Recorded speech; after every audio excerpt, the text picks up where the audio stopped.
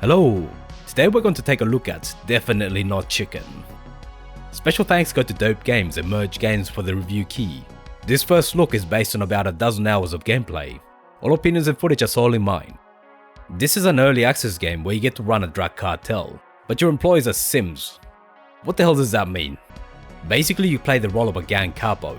You start with a small amount of money and a burning desire to get revenge on your former employer. So you start a cannabis factory. You buy the land, lay it out the way you want, and buy the equipment you can afford. Hire some employees, give them a schedule, and start making the smokable goodies. But that's pretty much how every business sim runs. So what's special about this game? The unique factor in this game is that every employee is an individual with individual needs. They have 5 different needs, and it's up to you to provide for them. They need food to stay alive.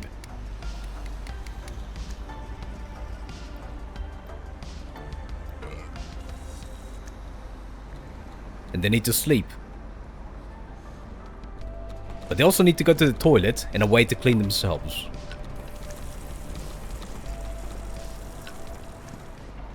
And the needy buggers also want stimulation and fun. But what happens if you don't provide the facilities they need? Well, they can crap themselves.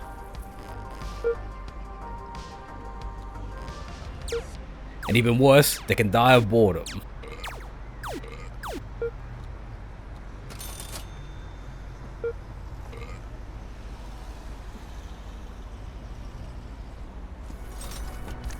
The game doesn't have experience, so you can't just hire new people, but that will cost you more than keeping them alive in the long run. And if you bought them special equipment to work better, then you lose that, and that can be pretty expensive. But for the Sims sadists among you, it is entirely possible to make them deliberately suffer.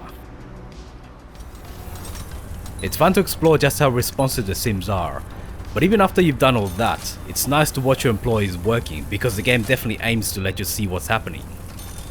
Visually the game goes for a stylized blocky style, but a lot of care has been put into this aspect. If you give employees special clothing, you'll see them wear it. The animations are well done, and you can tell what someone's doing at a glance. There's lots of little visual details that liven up the game. That's particularly important because this is not a game where you're going to be sitting there looking at spreadsheets. You'll be watching your employees working to see if everything is working at maximum efficiency.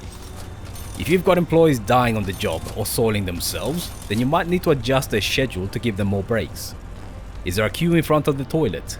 Then you might need more stalls, and you might need to make the toilets bigger. If they're not getting enough food, then they might need longer breaks, or you can buy them a stove to cook better food. Are they standing around during their breaks?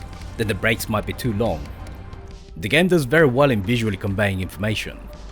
You can see the mood of the employees, and if you're paying attention you can fix issues before they get too bad. If there's a bottleneck in the process, then you might see stock piling up on the shelves. You may need to hire more vehicles to deliver it. On the other hand, you might not be producing enough goodies, so you may need to buy more or better machines to speed things up. At first your little scooters deliver directly to the customer, but you can also buy different types of businesses for more profit.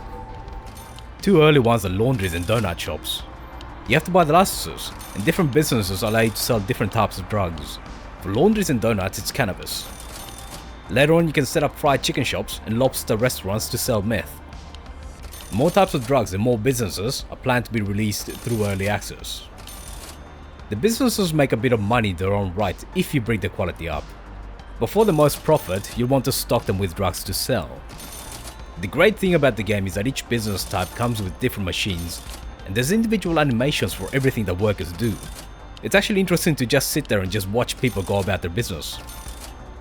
Research to upgrade your equipment is done by delivering drugs to named locations in the city. The scrapyard makes better vehicles and equipment available. The university allows you to make different types of drugs for more profit. And the gun shop allows you to better arm your people, because yes, you are running a drug cartel, and not everybody likes that. You can also invest in making things cheaper by buying some named businesses. So if you buy your own construction business, that makes buying new businesses cheaper. And you can do the same for appliances, or you can buy a gym to make your security staff stronger. And they even influence the city council to let you open your retail businesses for longer. This is all abstracted, and you don't manage them directly. It's just a question of paying the money and getting a discount for the rest of the game. But another thing that I appreciated was that the rest of the city is also animated and has a lot of nifty detail already. You can see cars driving through the city.